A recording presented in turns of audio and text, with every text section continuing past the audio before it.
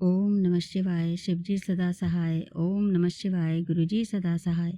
ओम नमः शिवाय शिवजी सदा सहाय। ओम नमः शिवाय गुरुजी सदा सहाय। जय गुरुजी, जय जय गुरुजी, धन धन गुरुजी, वाह वाह गुरुजी, लव यू गुरुजी, शुक्राना गुरुजी, अनंतम अनंतम अनंतम शुक्राना मेरे गुरुजी महाराज। जो आपने दिया उसका भी शुक्राना, जो नहीं दिया उसका भी शुक्राना, जो देंगे उसके लिए भी अनंतम अनंतम शुक्राना गुरुजी महाराज। अमृत बेला कराने का शुक्राना, अपनी संगत बनाने का शुक्राना, जो भी बचपन से अब तक आपने मेरे लिए किया और मुझे पता भी नहीं चला गुरुपा, उसका भी शुक्राना, अनंतम अनंतम शुक्राना।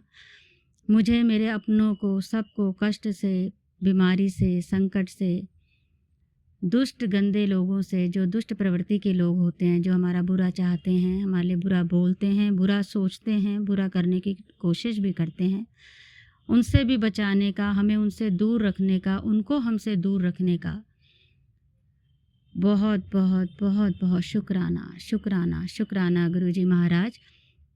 मेरे सिर के ऊपर मेरे पिता बनकर, मेरी माता बनकर, मेरे दोनों भाई बनकर प्यार भरा, आशीर्वाद भरा हाथ रखने का शुक्राना।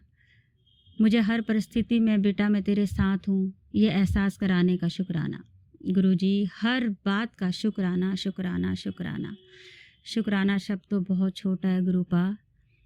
मैं दिल की गहराइयों से आपका बहुत बहुत शुक्राना करती हूँ मेरे गुरुपा। हमेशा ऐसे ही हमारे साथ रहना गुरुपा, मेरे अपनों के साथ रहना मेरे गुरुपा, हमें छोड़ के कभी कहीं ना जाना मेरे गुरुपा। संगत जी आपका भी बहुत बहुत शुक्राना, जो आप मेरा सत्संग सुनते हैं, मुझे प्यार देते हैं।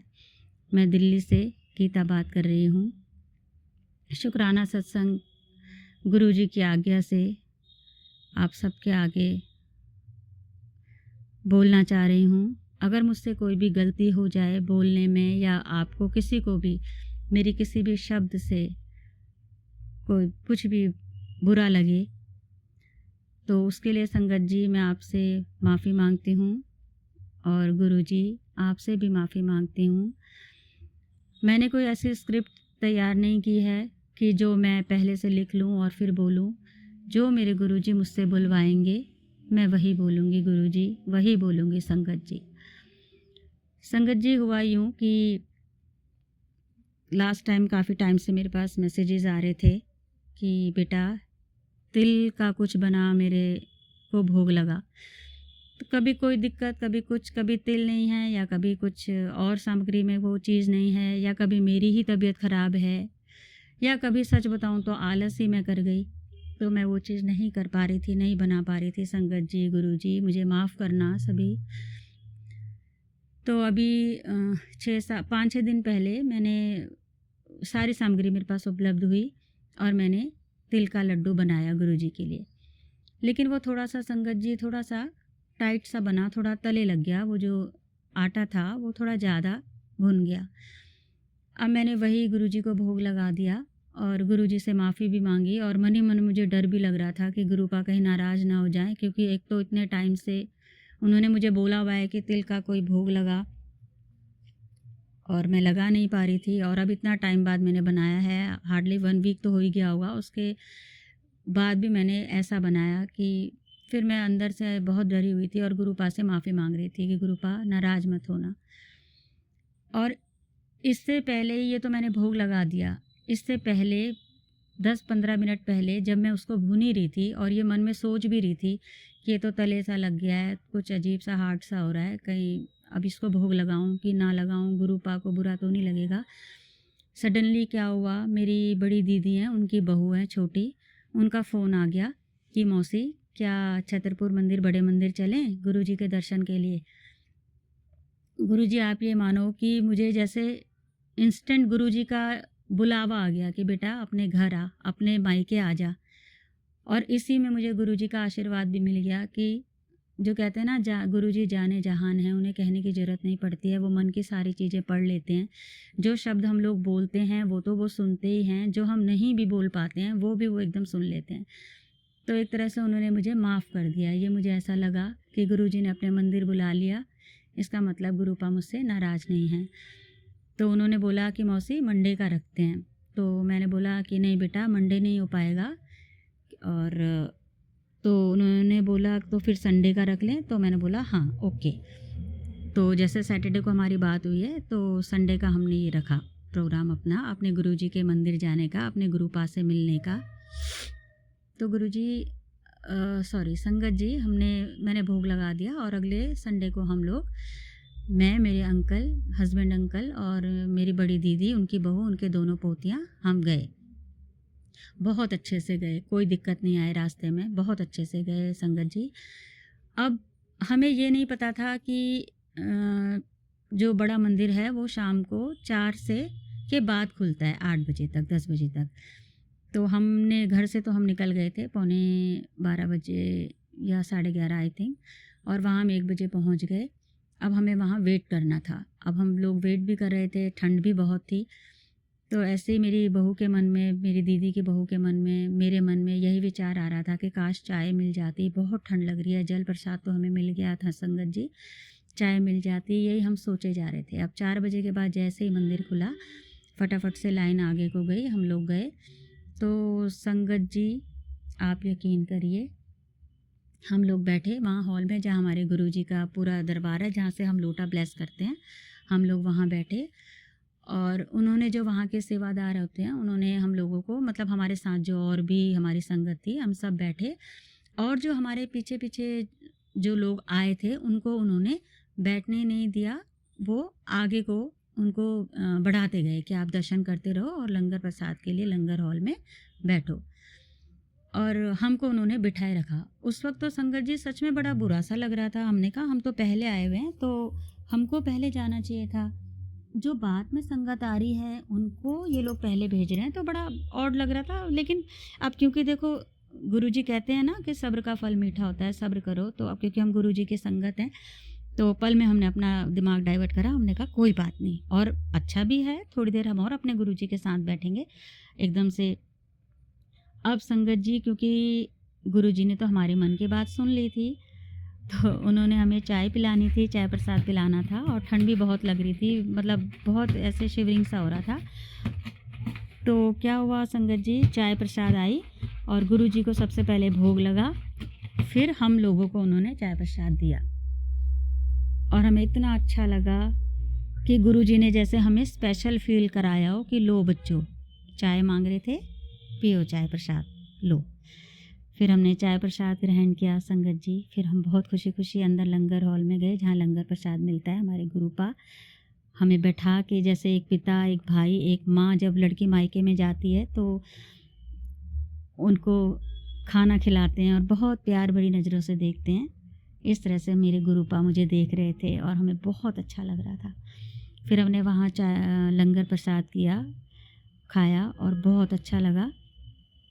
फिर हम जल प्रसाद तो हमें जाते ही मिल गया था, चाय प्रसाद भी हमारे गुरुजी ने हमें पिलाया, लंगर प्रसाद किया, और उसके बाद हम अपने घर की तरफ आ गए। और आए भी हैं तो भी बहुत अच्छे से आए हैं, हमें कोई दिक्कत नहीं हुई। हमको ऐसा लगा कि जैसे गुरुजी फूलों की तरह लेके जाते हैं, संगत जी फूलों की तरह ही लेके आते हैं, कोई रास्ते में कोई परेशानी नहीं, कुछ नहीं। और अगर छोटी मोटी कुछ दिक्कत भी आती है ट्रैफिक में, तो उसमें भी हमें कुछ ऐसा नहीं लगता कि जैसे पता नहीं क्या वीकनेस थी या कुछ घबराहट सी या ये क्या हो रहा है, इरिटेशन, ऐसा कुछ नहीं होता संगत जी। ये वो संगत समझ सकती हैं जो वहाँ जाती हैं, चाहे पुरानी संगत हो, नई संगत हो, मेरी बात से सभी सहमत होंगी। उसके बाद हम घर आ गए संगत जी। फिर बहुत अच्छा लगा। हाँ, एक मेरे को और था, मुझे बोलना था कि गुरु जी ने तो मुझे जाने कब से जोड़ा हुआ है संगत जी, जाने कब से जोड़ा हुआ है। मुझे तो ऐसा लग रहा है कि 2023 से तो मैं जुड़ी ही हूँ, गुरु जी को जान रही हूँ, उनके आश्रम के बारे में जान रही हूँ, उनके बारे में जान रही हूँ। लेकिन गुरु जी ने मुझे कब से जोड़ा हुआ है, हुआ यूँ कि अभी 2024 की बात है, सितंबर अक्टूबर की। तो मेरे पास डीवीडी प्लेयर रखा हुआ था। मेरी शादी संगत जी 2001 में हुई थी, तो तब से वो डीवीडी पड़ा था, बाद में वो ख़राब हो गया। अब वो जिस बैग में था, तो मैं काफ़ी टाइम से सोच रही थी डीवीडी ख़राब है, मैं इसे निकाल देती हूँ, कबाड़ी वाले को दे देती हूँ, चाहे वो इसका मुझे कुछ देना चाहे दे दे और फ्री ऑफ कॉस्ट ले जाना चाहे ले जाए, क्योंकि मेरे लिए तो देखो संगत जी यूज़लेस है। किसी के काम आ जाएगा, ठीक है, इट्स ओके। ये सोच के मैंने उसको बैग में से निकाला। संगत जी वो 777 जो है वो तो मैं कब से देख रही हूँ, 2001 से उस बैग में मेरी नज़र नहीं पड़ी उस 777 पे। लेकिन हाँ, कभी आनन फानन में पड़ भी गई हो, मैंने कभी नोटिस नहीं किया, क्योंकि पता ही नहीं था कि मेरे गुरुजी का ये ब्लेसिंग नंबर है, तो मैंने कभी ध्यान नहीं दिया, ऐसे ही देख के मैंने उसको इग्नोर किया। अब क्या हुआ, जिस दिन मैं उसको कबाड़ी वाले को देने के लिए निकाल रही थी संगत जी, तो मेरे बेटे, मैंने देखा और मैंने फिर, मेरे को नहीं दिमाग में आया, मैंने फिर इग्नोर किया और मैं अपना बैठ गई। तो एकदम मेरे बेटे ने बोला कि मम्मी देखो, इसमें 777 है, गुरुजी का ब्लेसिंग नंबर।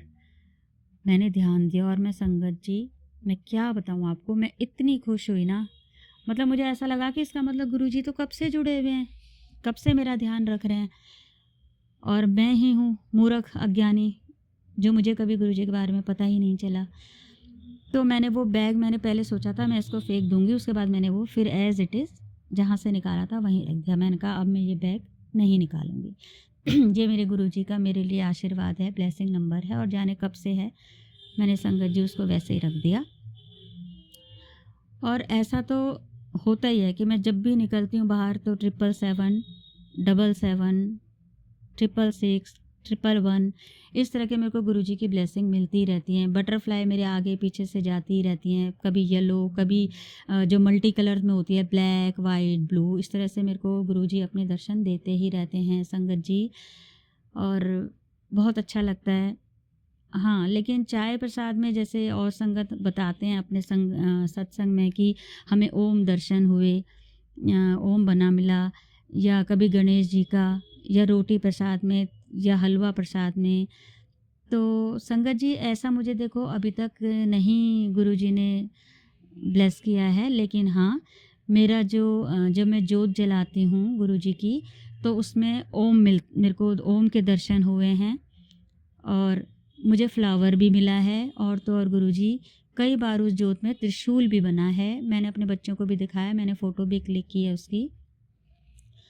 और कई बार जोत बहुत ऊंची ऊंची जलती है, ऐसे बहुत इधर उधर होती है, जैसे पता लगता है कि हाँ गुरुजी हैं, गुरुजी अपनी मेरे को प्रेजेंस फील कराते हैं संगत जी। और बहुत टाइम से संगत जी मेरे को मैसेज भी आ रहे थे कि बेटी तेरे बच्चों के ऊपर कष्ट है, बच्चों के ऊपर कष्ट है, पर मैं वो कष्ट छोटे में काट रहा हूँ। तो मुझे ऐसा लगता था कि बच्चे तो ठीक ही जा रहे हैं अपना काम पे, तो क्या कष्ट होगा।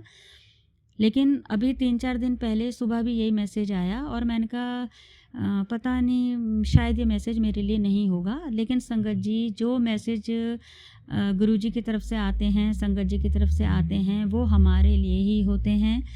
देर सवेर वो हमारे साथ घटित होती है वो घटना, और गुरुजी हमें बचा लेते हैं, क्योंकि साथ साथ गुरुजी ये भी कहते हैं कि मैंने बड़ा कष्ट था छोटे में काट दिया बेटा, और वो सच में काट भी देते हैं उस कष्ट को। तो हमें घबराने की ज़रूरत नहीं होती है। मैं अपने लिए भी कह रही हूँ कि मुझे भी घबराने की ज़रूरत नहीं है। अगर कोई कष्ट आता भी है तो हमारे गुरुपा हैं, वो अपने आप देख लेते हैं। हम तक बहुत बड़ी समस्या तो वो आने ही नहीं देते। आप ये देखो ना संगत जी कि हम 100% का 90% गुरुजी अपने ऊपर ले लेते हैं, सिर्फ हमें 10% ही काटना होता है।